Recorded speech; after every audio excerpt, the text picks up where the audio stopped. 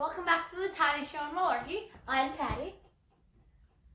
Hello everyone, welcome back to the Tiny Show on Malarkey. The Tiny Show on Malarkey. I'm Tiny. I'm Patty. Let's start with a quote of the day. This is take 3 of trying to do this episode because some people wouldn't watch their mouths. Yeah, Mom. Yeah, Patty. I And the quote of the day. Alright, so today's quote is, I basically have it memorized. Believe that with all your heart that how you live makes a difference. That basically means always remember that your life matters. What does that quote mean to you, Patty? It means nothing. I have no soul. Alright, and today's question of the day is, if I could buy anything I wanted, I would buy... Stilts. Stilts? Stilts. Yeah? Yeah. Why? Because they're cool. What about a unicycle? And that. You'd fall off of that, Patty. I fall with I unicycle rode when I on the back of his bike one time the moment he got his training wheels off, and he rode over a manhole Not cover. the moment. The moment. And we rode over a manhole cover, and he fell. And it scraped us both up, and I have a scar from it. Where? On my knee. I'll show you later. Okay. But if I could buy anything I wanted, I would buy a VW bus Well, yeah, that's what you want. and a driver's license. Well, that's what you can't. You can buy a driver's license if you talk to the right people. Okay. Yeah. And finally, for this segment, we have our Would You Rather. Patty, would you rather have to flee Earth or stay behind to live on a dystopian world? Flee Earth. I want free Earth. Flee Earth. I want no gravity, boy.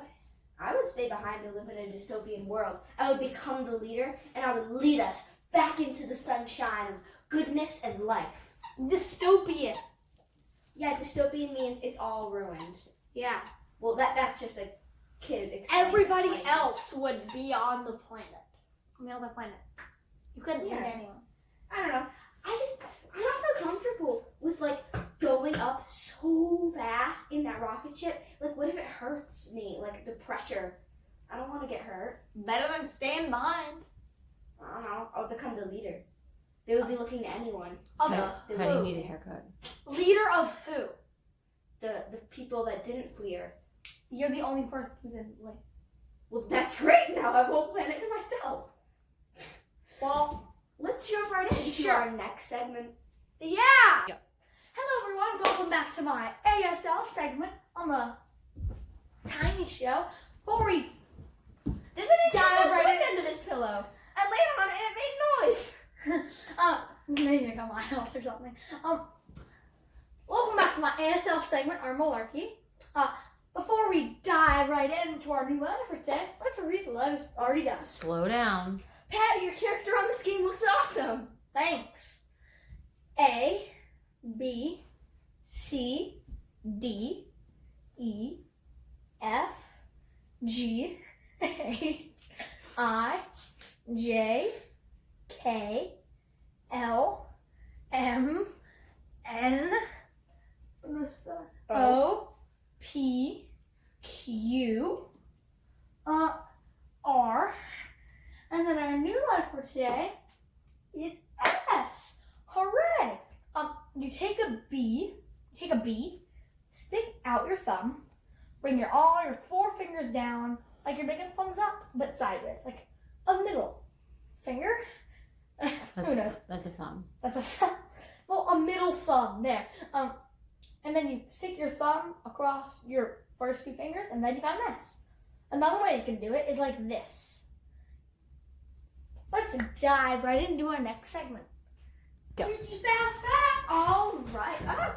Okay. All right. Now it's time for drawing and writing. No. So let's start. Patty, did you do the drawing and writing? Yes, actually. Did the writing prompt? Yeah. Write a story? Yeah. You wrote a story? Yeah. I want to see that. All right. So let's start with our drawing prompt, which today it is draw a portal to another world. You share yours first. What? You share yours first and follow first. Okay. I'll show my drawing first. Alright, so this drawing is of a portal. It's sort of related to my story, but here it is. Ooh, I like that one. Thank you. Hold that one up. I actually put time and effort into it. I was gonna color it, but I didn't have my markers with me and I had other work to do. So I Okay. just didn't do it. But that's that. And Patty. Patty didn't draw a portal. He just drew Where is another it? world. Patty. Yeah? Did you draw your portal? Yeah. Okay, move on to the next thing. We can't have to wait for him. So let's pause the video and he'll teleport right in. Teleported. I am not here. That's crazy. So Patty, show me your drawing. So I didn't really draw a portal in the world. I was through the world. I mean, like a little. It's a portal that transports you into the future. Oh yeah. Your future or the world in general? World in general. What if you're not alive in the future? What does it teleport you to? It doesn't. All right. And now it's time for write a story about a secret world. So who would like to go first? Serious. Guess I'll go first. I'm scared, All right. even though I haven't done teachers before. All right. The secret world. It's pretty long. Whoa!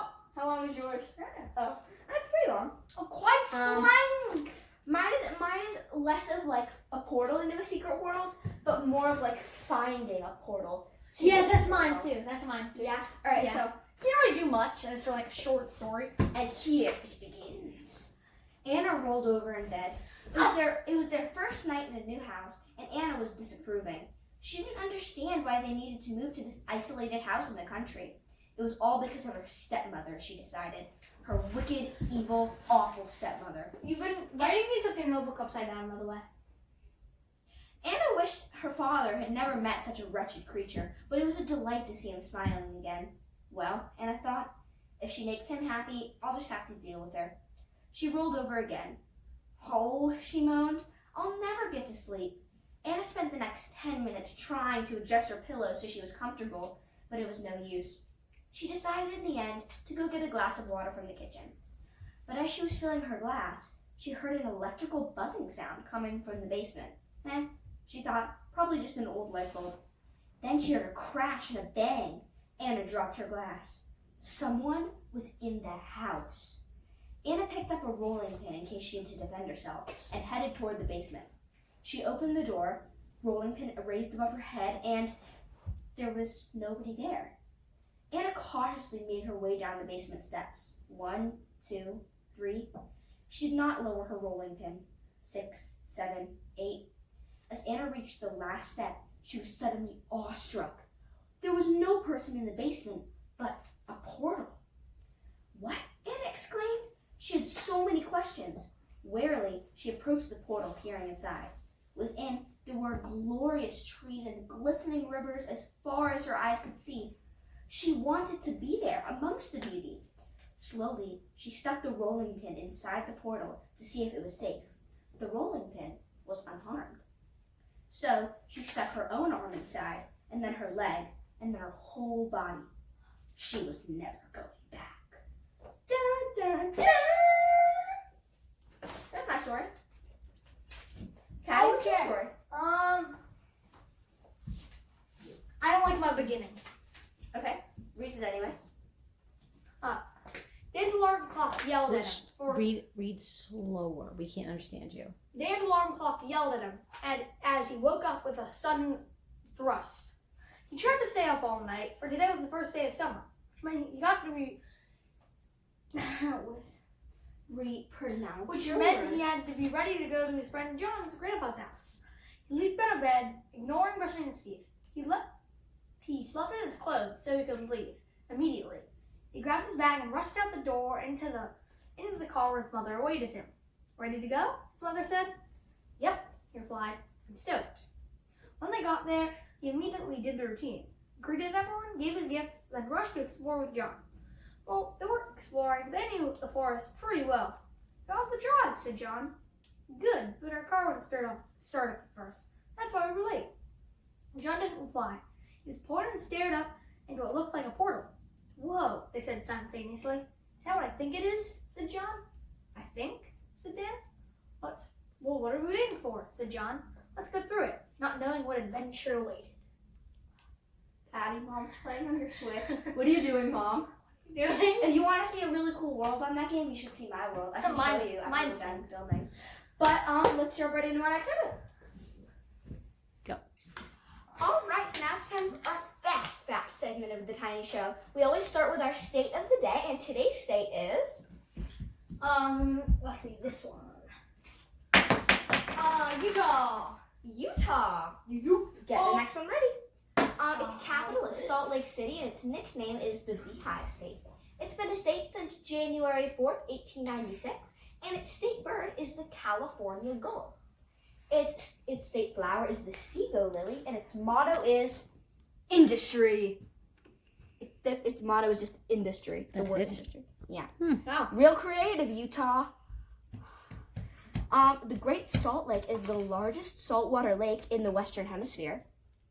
In February of 2002, Salt Lake City hosted the XIX 19th Olympic Winter Games. Ooh, really interesting. So let's just... Part of those four corners. Oh, yeah. Oh, yeah. Because there's like a pool, and if you stand in it, you're standing in 4 states. Oh, yeah, it's right here. You're standing in Arizona, New Mexico, Colorado, and Utah. Someone needs to know their geography. You don't know geography either. I know. Tell me, what continent is China located on? South Asia. Gosh. Now for the next fast fact. Go. And today's president of the day is Ulysses Simpson Grant. Ulysses. Ulysses Simpson Grant, the 18th president of the United States. And he was in office from 1869 to 1877. His vice presidents were Schuyler Colfax and Henry Wilson. His political party was Republican, and he represented the state of Ohio. He was born April 27th, 1822, and he died July 23rd, 1885. What's with all these presidents dying in July? I know, right? Was that like a president death month or something? I don't know. Happy Death Day. He attended U.S. Military Academy at West Point, and he was married to Julia Boggs and Dent Grant. He changed his name from Hiram Ulysses Grant to avoid the HUG, which spells hug initials. So this mad lad changed his name so his initials wouldn't be hug. I want my initials to be hug. That would be awesome. My initials are SGB. Doesn't spell anything, but that's okay. PFG. He was the commander of the United States Army, and he held no other political offices. He was the first president to have 2 living parents. That's Good sad. for him. And his portrait is on the $50 bill. That's really cool. And now for our next fact. He bent the card. Oh, sorry. Today's animal of the day is the roseate spoonbill. It lives in the Gulf coastal waters, ponds, and marshes. It eats insects, crustaceans, small fish, and frogs. It lives about 8 to 12 years, and its group is called a colony or flock of spoonbills, and its babies are called chicks. It's funny. It's because it's called a group of them is called a colony, and the name almost spells Roosevelt, like colony, President Roosevelt. What? Never mind. I thought I had something else. No, you didn't. For you guys fact. You have to.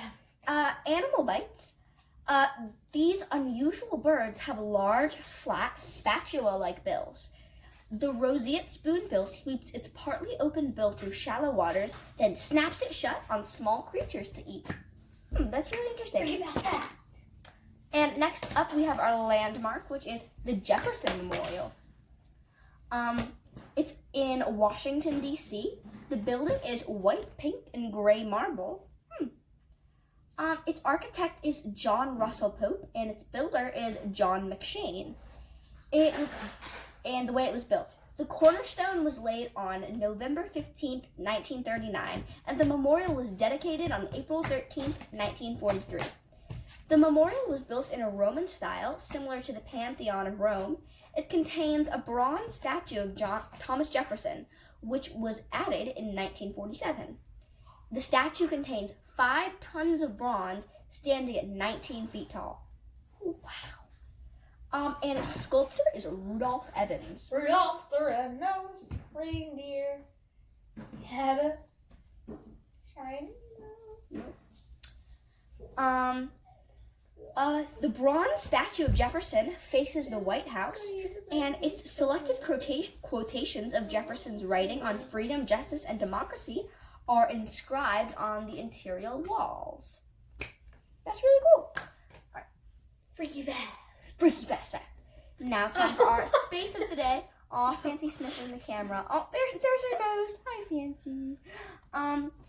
And today it's Apollo 11. The Eagle has landed.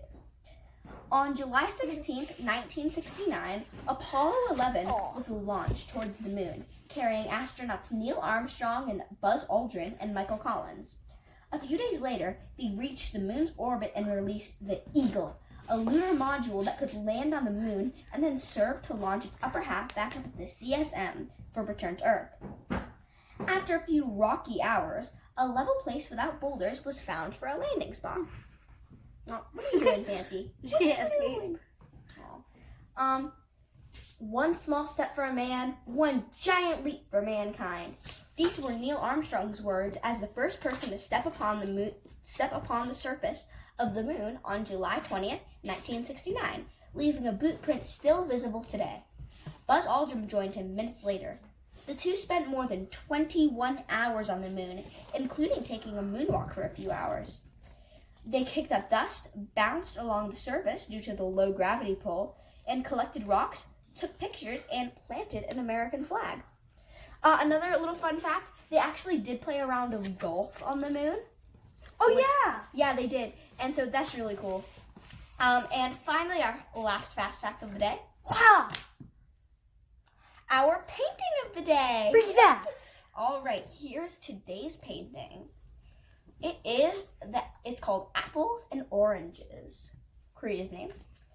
It was painted by Paul Cézanne around 1899 in Aix-en-Provence, France.